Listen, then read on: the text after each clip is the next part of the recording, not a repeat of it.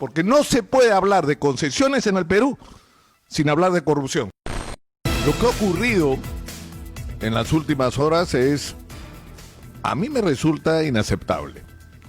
Y no sé qué es lo que ustedes opinen sobre lo que les voy a contar. Los embajadores de Canadá, Ralph Jansen, de Australia, Diana Nelson, de Francia, Antoine Grassin, y la embajadora de Colombia, María Claudia Mosquera Jaramillo, le han enviado una carta al presidente del Congreso de la República, literalmente conminándolo a que cambie su posición sobre el tema de los peajes. Y advirtiendo que lo que ha aprobado el Congreso de suspender el cobro de peajes mientras dure el estado de emergencia va a significar un serio perjuicio económico, sobre todo por su extensión, sino que supuestamente atenta contra la estabilidad jurídica y el prestigio que el Perú ha adquirido por sus contrataciones internacionales. Pero me van a disculpar, pero esto es un problema nuestro. Y es cierto que muchos de estos contratos de concesiones se generaron en sus países por empresas que operan o tienen sus sedes en sus países. Pero yo creo que ustedes no tienen derecho a interferir en decisiones que nos competen en todo caso a los peruanos. Y donde podemos acertar o errar, pero serán nuestros aciertos o nuestros errores. Porque somos un país soberano, a quien nadie tiene derecho a decirle qué tiene que hacer y qué no tiene que hacer. En un contexto, además, donde esta carta es además una falta de respeto, porque se olvidan de un detalle. ¿Por qué no nos cuentan ustedes cómo ha funcionado el sistema de concesiones en el Perú? O sea, me van a decir que los señores de Vinci, la corporación francesa que ha comprado la línea amarilla, no sabían la trafa que había detrás de esa concesión, cómo se financió campañas electorales. Escúcheme, el dueño de la corporación a la que le compran línea amarilla estaba preso en Brasil en el momento que hacen la adquisición.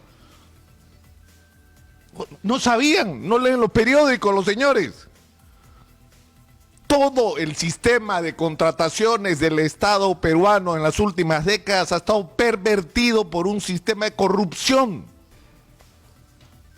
Se ha pagado campañas electorales y se ha pagado comisiones ilegales a cambio de concesiones entregadas en algunos casos en condiciones vergonzosas por 30, 40 años sin obligaciones.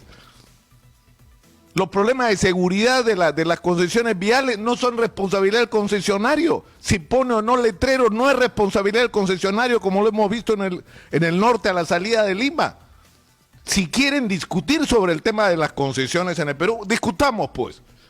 ¿Cuál ha sido el papel de la diplomacia en el Perú en crear relaciones entre los políticos y los empresarios para hacer un contexto en el cual fue posible este sistema de corrupción?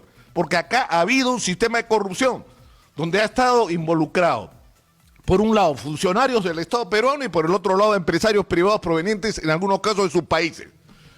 Y yo pregunto, ¿cuál ha sido el papel que han jugado algunos embajadores en vincular a empresarios corruptores con políticos corruptos? ¿Y cuántas veces no han ocurrido reuniones en las propias embajadas para crear esos vínculos? Entonces, si vamos a irle a este tema, vamos a este tema.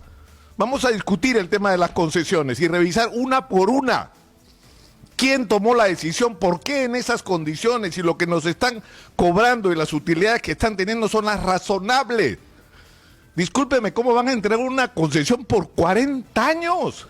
¿En qué parte del mundo?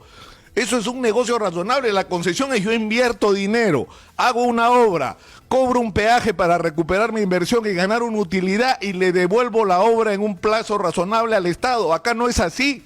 Acá ocurre incluso que recibo la concesión, el Estado me habilita financieramente y le saco la plata para hacer la obra a los usuarios con el cobro del peaje. Cualquier cosa se ha hecho con el sistema de contrataciones en el Perú. A mí, sinceramente, me parece inadmisible, pero insisto, si los señores embajadores, a quienes invito cordialmente, quieren discutir el problema de las concesiones en el Perú, bueno, sentémonos a discutir. Pero todo el problema de las concesiones, comenzando por el más importante de todos que ustedes omiten en su carta, la corrupción, señores. Porque no se puede hablar de concesiones en el Perú sin hablar de corrupción.